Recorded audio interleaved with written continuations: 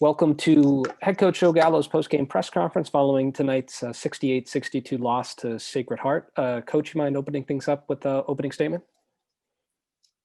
Yeah, I hopped on last night's meeting by mistake. I was hoping it changed the result of today. But obviously a little bit different game, a little bit slower paced, which probably could be expected for the quick turnaround.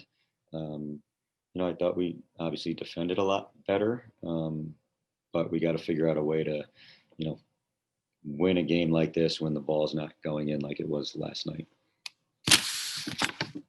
And Mike, I'll throw to you for questions. Yeah, it's interesting. We talked about this, I think, back over the summer, but the fact that you're going with a lot of these back-to-back series, do you kind of expect it to kind of play out this way, where maybe the second game will be a little slower? I mean, you guys play back-to-back sometimes, but obviously it's not as frequent. Usually you get that kind of like, what is it, a Wednesday, Saturday split or something like that? Yeah, it's different, and especially with the time. We're kind of just getting back into things. And kind of trying to get our legs back from the long break that we had. But yeah, it's definitely different. You got to figure out. So I told these guys, it's not like it used to be like, oh, we played a good half. You got to figure to put 40 minutes together. You have to figure out a way to put 80 minutes together now. And it's, if you look around the league, there hasn't been many. I think Bryan is really the only team that I think they've had a couple sweeps.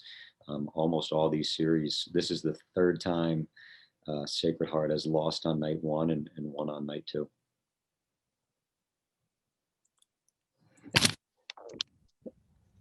What was maybe some of the biggest differences between today and yesterday, aside from, like you said, the ball maybe not falling? Were there other areas of the game where you felt you just had a better luck with it yesterday? I thought our energy level, I thought it was really great early on. Like our bench was into it. Our guys were kind of hooting and hollering and really defending well. We went up 10 with about 8 minutes to go in the first half. And then as we started to miss a little bit, we were kind of flat-footed on the other end. And, we gave them some, the kid, Mike Sixsmith, the freshman who could really shoot, he took one yesterday and he was 5 for 7 today. So I think letting some of those guys get loose, we weren't as tight defensively once the ball stopped going in. Anything else, Mike? Yeah, just one more thing. It seemed like two kind of down low, especially in the second half. I don't know what the numbers were, but it just felt like anytime there was a big rebound there in the second half, they were finding a way to come up with it. Was there anything there that you saw? Or yeah, they had, what it was? It was I thought the same thing, and then I looked at the numbers. It wasn't as much how many they got. It's just every one of them kind of led to a bucket or a foul.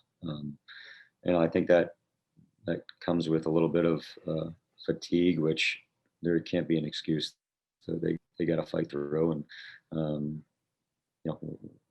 told those guys, these are the minutes you're playing. You got to figure out a way to, if you need a sub, raise your hand. If you want me to call a timeout, I'll call a timeout. Otherwise, we expect you to play hard and come up with some of those balls. And I'm good. Thanks, Mike. Thanks. And then, Coach, just lastly, big picture wise, just thoughts on your backcourt performance over these two games here, and the performances, Mikey, Michael, and Malik coming off the bench, and how that trio looked for you against Sacred Heart. Yeah, I thought those guys were great. I think Mikey transitioned pretty well into being kind of Javaris' sidekick to, running our team. Michael, 3 for 7 yesterday, 3 for 9 today. So, 6 for 16 from 3, which is what we need him to do, right? We need him to be at that 40% mark. And then, Malik is like our microwave off the bench. We knew he'd be pretty good at some point, but for him to have 27 points in his first weekend, he's probably even exceeded expectations a little bit. He's been great. All right, that was head coach Joe Gallo of the Merrimack College men's basketball program. The Warriors are back in action next week as they head out to Mount St. Mary's to continue NEC play. Coach, thanks for joining us tonight. Thank you.